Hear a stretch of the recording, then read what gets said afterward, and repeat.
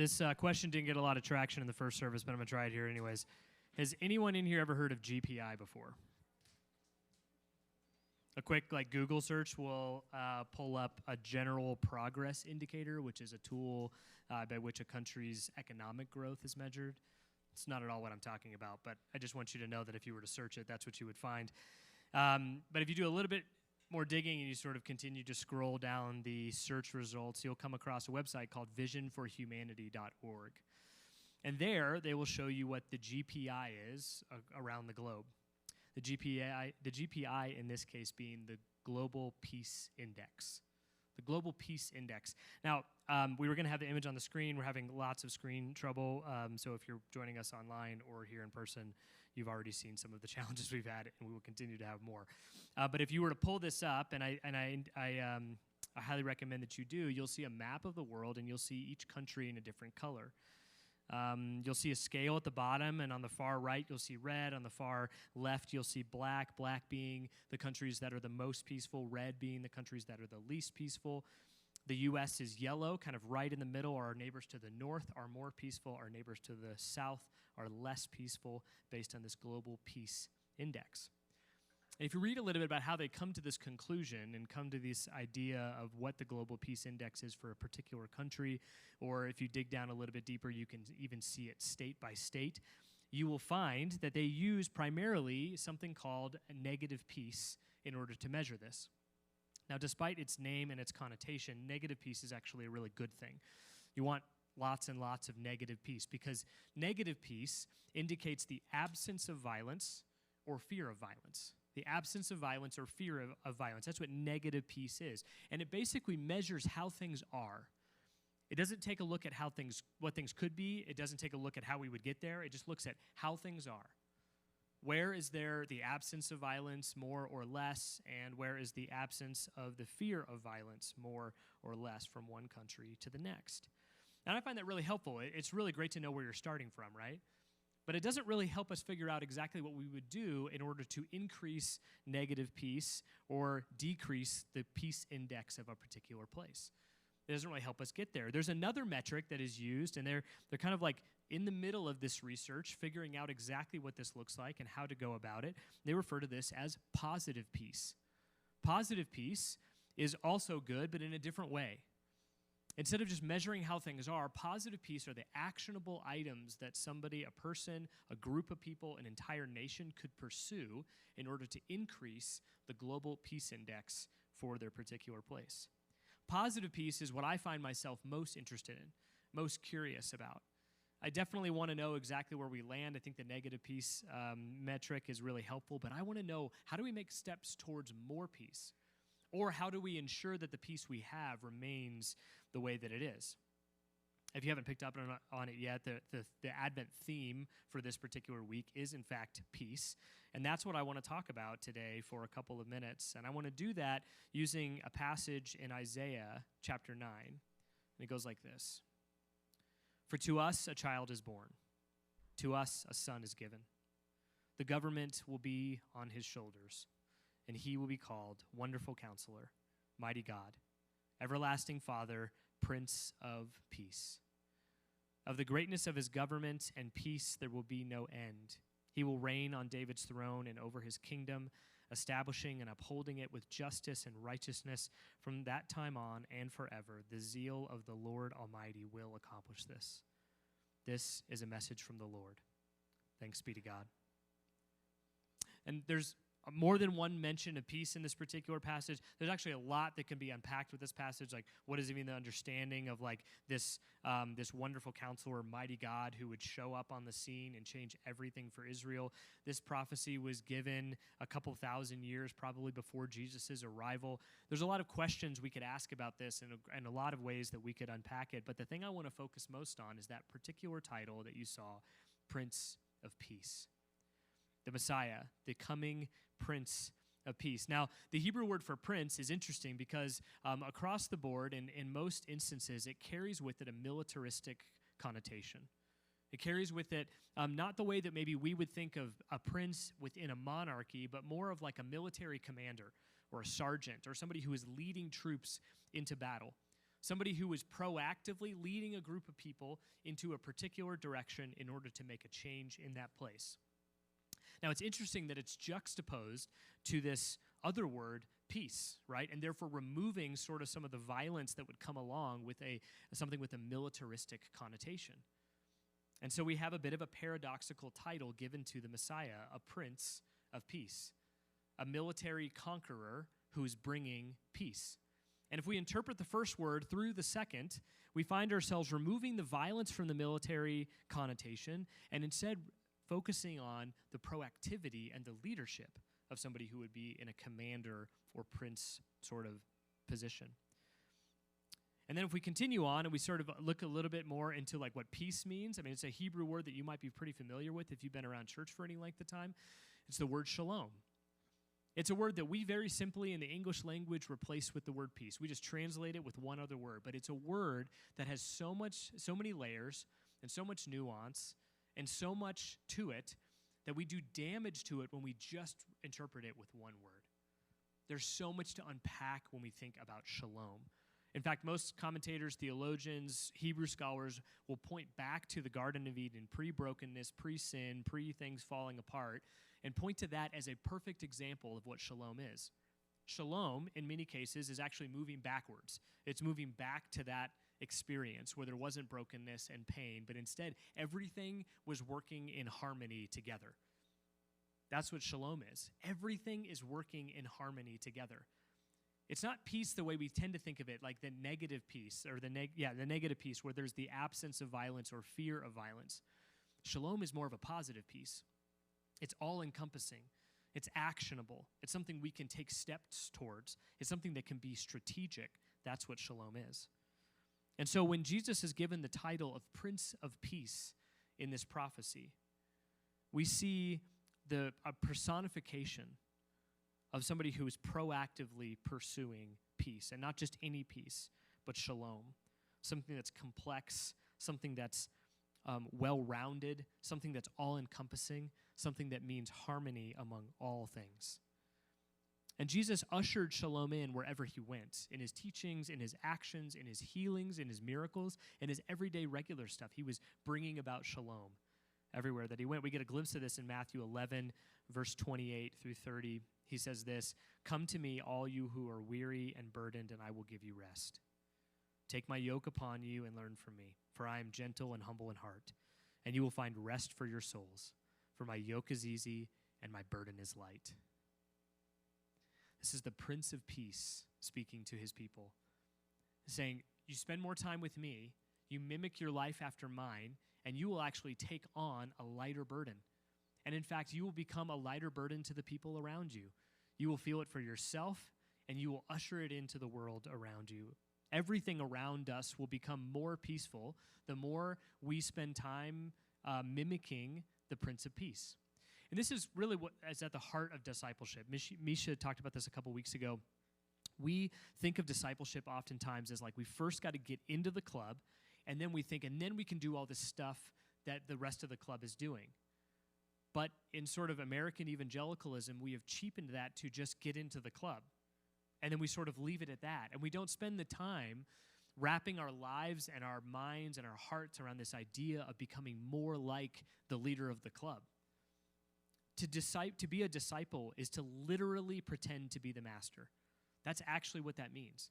You're mimicking the master. You're pretending to be the master until it becomes more and more and more natural to you. That's what discipleship is. And so if our leader, if the one we are looking to, this Messiah that we await in this season of Advent, is in fact the Prince of Peace, then you and I have the opportunity to follow in that way. We have the invitation, in fact, to follow in that way and to become more and more agents of peace everywhere that we go. But because shalom is such a wide-ranging idea and encompasses way more than just physical violence, then we have the opportunity to look for violence anywhere and everywhere of every shape and form and be the agents of peace in that particular scenario. And as I've spent more time thinking about this, I've identified for me what are the four primary modes of violence in my life and what I envision in the world around me or see in the world around me. And I think that we have an invitation and an opportunity, especially in the season of Advent, to usher peace into those environments. The list that I have here is not exhaustive. There's way more that we could talk about, obviously, but these are some that I've observed and some that I want to talk about for just the remaining bit of our time together. The first is a violence on our time, and we see that in the way that we hurry around from thing to thing to thing. Julie said something to me a couple of months ago that really stuck with me. She said, have you ever stopped and thought about how much hurry you actually just make up? Like, have you ever thought about how much of the hurry in your life is really just fabricated? Like that you've made up and nobody else is actually expecting you to be in a hurry about that thing, but you're just in a hurry because you've decided that for whatever reason, that thing needs to be hurried along. We've seen it mostly in the way that we parent our kids. We will hurry our kids out the door to go play at the park or play in the backyard. We got to hurry because we've got, to play at the park? You don't need to hurry for that. We make up so much hurry in our lives. And I bet you if you were to stop and think about some of the hurry that you are involved in, a lot of it's sort of made up, or it's based on an expectation that you have for yourself or that nobody else has. Or maybe more than that, you've seen so much hurry happening around you that you've normalized it and accepted it as it is. But hurry is a violence on our time. John Mark Comer, the author of the book The Ruthless Elimination of Hurry, says that hurry is a violence on the soul. And I absolutely agree with that. But to be more specific in what it actually does or accomplishes, hurry is a violence on our time. It does damage to our time, this precious resource that we all have the same amount of. Hurry does violence to that. So when I think about hurry, I think about something that needs to be assessed in my life and then something that needs to be confronted with peace or with shalom. You probably have no idea how often I hurry out the door to come to work in the morning. I live across the street. I don't need to hurry to come to work in the morning. I've made that up in my mind. I've created a paradigm of hurry to get here when it's 100 paces away. Literally, the side door of my house to the front door of this building is 100 paces for me. It's probably less for some of you with a little bit of a longer gait, But, can you believe that? I've made hurry out of that kind of a commute. People have employed all kinds of practices to confront this hurry in their life, this violence on their time. Some people choose the slow lane on the highway. It's painful, but it's good for you over time. Some people choose the longest line in the grocery store, also painful, but a really good use of your time. For me, I've just taken on walking as many places as I possibly can. You can only walk about 3 miles per hour. And that takes some different kind of planning, on how you're going to get from point A to point B and be there on time and that kind of thing, but it certainly slows you down. And you would not believe the things that you notice and realize when you're going 3 miles per hour. And you wouldn't believe the things that you miss when you're going 60. It's incredible what we are able to take in at that speed. Hurry is a violence on our time. Let me encourage you to confront the hurry in your life with shalom, with peace. Take active steps in that direction. A second thing that I see as a violence in our life is a violence on our senses through overstimulation. There's a great podcast and series of books actually called Commoner's Communion, and the podcaster and author, he's a musician as well, Strahan Coleman, explains that there was a time in human history where church services and other sort of Christian activity needed to be lively and sort of like awakening and attention-grabbing. And that's because the world around us was sort of dull and medicated and apathetic. And there were areas of people's life that just didn't have a lot of excitement to them. And so church was a place to be enlivened and to be awakened, to sort of snap out of the doldrums of the medicated life that many people were living. But now we see the opposite. The world around us is stimulating us all the time. In a post-industrial, post-automobile, post-internet, and even post-Christian age, what we need to break from is the stimulation that the world throws at us, not so much the other way around. And so when we come to gather together, we need to move more from a concert venue experience to a cathedral experience with some reverence and some space and some peace and some rest. Overstimulation is a violence on our senses. And shalom in your life will result in periods of time where you fast from that stimulation. It hasn't really been that long that we've had these rectangles in our pocket. and that these things have been the primary way that we've received information and the primary way where we've become constantly available all the time, 24 hours a day, 7 days a week. And yet, they've been around long enough and we've been dependent on them long enough that we assume that this is the normal way to live our lives. And so we accept a violence on our senses, and in a lot of different ways, but this is certainly one of them. A violence on our senses because we allow these screens to stimulate us every single day, almost all day long. Some people choose silence in the car on their commute. Some people choose to go into nature where they can experience the quiet. A good friend of mine has been in town for the past few days. He's from Atlanta, where there's just constant stimulation and noise sort of all the time. There's not a lot of escape, or it's a lot harder to find escape. He loves playing disc golf, and so we found a course near Pine, Colorado, which is a very tiny little town in the South Platte River Basin. And a couple of days ago, we went and played disc golf for a few hours. We had no cell service for several hours, and you could hear a pin drop most of the time. It was dead quiet, and it was amazing. And the amount of time that he and I spent in total silence with each other was incredible and healing and really, really restful, because we got a break from the stimulation. There's a book by Andy Crouch called TechWise Family, I think, TechWise something. He's got more than one. TechWise is the word you need to remember from that, TechWise. And he suggests in that book, among many other things, that you spend an hour a day a week, and a week a year away from this thing.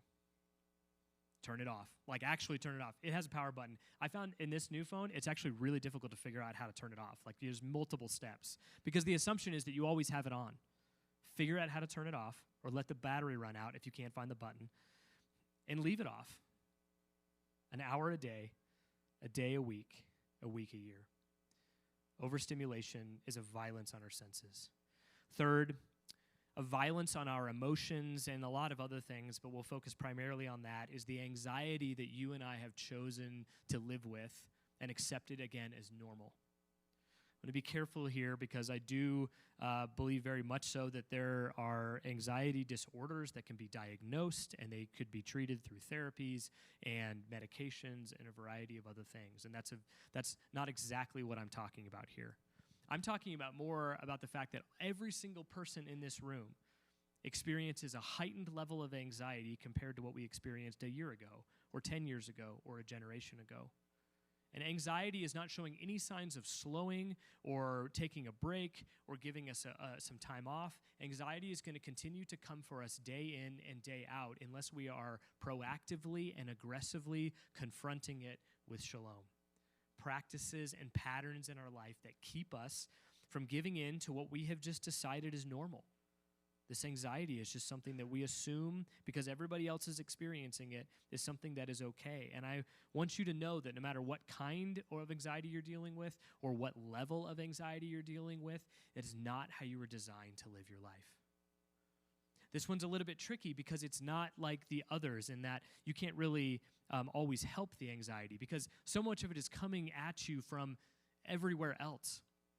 It's in the things that you have knowledge of that you wouldn't have otherwise in another era. It's in the things that are happening in your life or in your workplace or in your family. That anxiety sometimes, or most of the time, isn't something that you have allowed or chosen even. You didn't wake up this morning and choose anxiety. I don't think that anybody did that. But we do choose to accept it as normal instead of confronting it with shalom. Corrie ten Boom says, "Worrying is taking tomorrow's load with today's strength, carrying 2 days at once. It is moving into tomorrow ahead of time. Worrying doesn't empty tomorrow of its sorrows. It empties today of its strength." I know that worry and anxiety aren't always the same thing, but sometimes they are synonymous, and oftentimes they overlap or feed and play into each other. And so I think that her words here are important to consider. There are a lot of ways to combat or confront anxiety. Therapy is a really great way to do that. I think in the same way that we confront overstimulation, we can confront anxiety with peace and rest and breaks from the things that bring us anxiety. A couple of books that I found really helpful in understanding anxiety in my life are Steve Cuss's Managing Leadership Anxiety and Edwin Friedman's Failure of Nerve. These two books have been very helpful in me just understanding how anxiety functions, particularly in a family systems format. Anxiety is a violence on our emotions, and unless we choose to confront it proactively with peace, with shalom, then we are allowing something that is other than the Prince of Peace, or different than or opposite of the Prince of Peace, to take hold of our lives. Lastly, and this one is really on the nose, it's extremely specific, and it's the kind of violence that we tend to think of when we think of the word violence. The other three were sort of a little more abstract. This one is literal. Gun violence is a violence on the internet, on the innocent. Gun violence is a violence on the innocent. I'm going to just keep saying that now that I've said it once. I know that it's on the nose, but it has to be discussed. Particularly as I consider what gun violence has looked like at schools in our area, a school recently in Michigan. In 2001, there had been 28 school shootings in the U.S. In this year, 28 school shootings. Gun violence in schools is a distinctly American issue. It's not to say that it's not happening elsewhere. That's not my point. My point is, it is something that is very specific to our country. Now, I'm of the belief that gun violence is always sad and always problematic and always preventable. Not everybody shares that opinion. I understand that. But we can all get on board with this.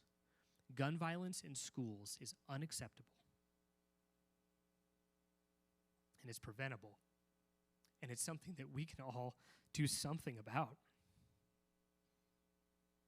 When I send my 15-year-old to her high school, it feels a whole lot different than it would have 10 years ago or 20 years ago or 30 years ago or a generation ago.